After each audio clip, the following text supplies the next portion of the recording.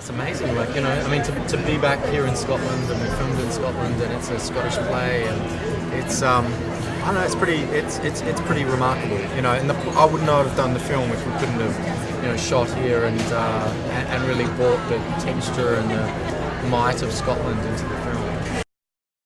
It's a pretty remarkable place. Like, I'm Australian, and there's something about the Scottish that I really connect to in terms of fun and strength and real humour. So yeah, I have a deep love for the place. Well, yeah, I mean, I think Macbeth comes with a lot of baggage. You know, everyone's read it at school, and everyone's seen many productions of it. I think you just got to be honest with it.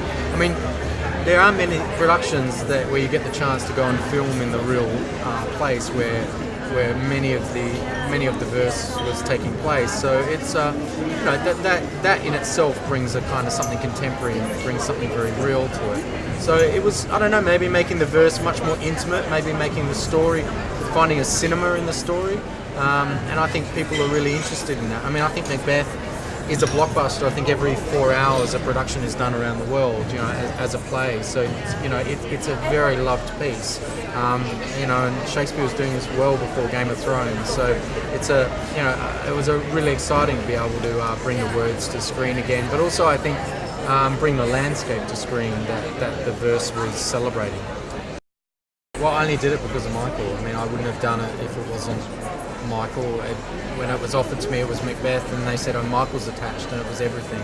And I think it's because he's by far he's the most interesting actor of his generation at the moment. I think that he's in a really powerful place in his career in terms of his craftsmanship and his confidence. And it was, I think, the timing of him doing Macbeth now was kind of perfect. So a lot of it was just him, you know. A lot of it was kind of the opportunity to work with him on this role in this time was something I just couldn't resist. Yeah, it is. Look, I just wanted people that I really admired as actors. So, you know, Paddy, Considine and Sean Harris, David Thewlis, Marion Cotillard, who I just adored and loved. So I was very, very lucky. You know, I've got some serious, very honest actors to be in this piece, and I think it really kind of set the tone of the sort of film that I wanted it to be.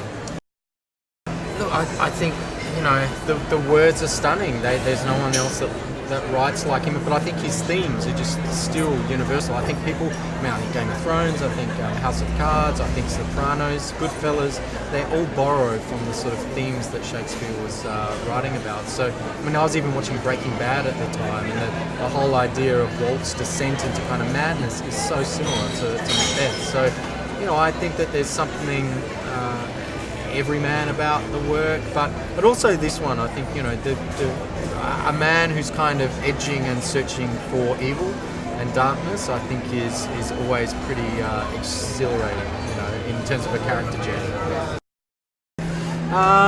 Well, I think they're going to take a very different perception of violence and how these two become violent, and hopefully a different kind of twist on ambition.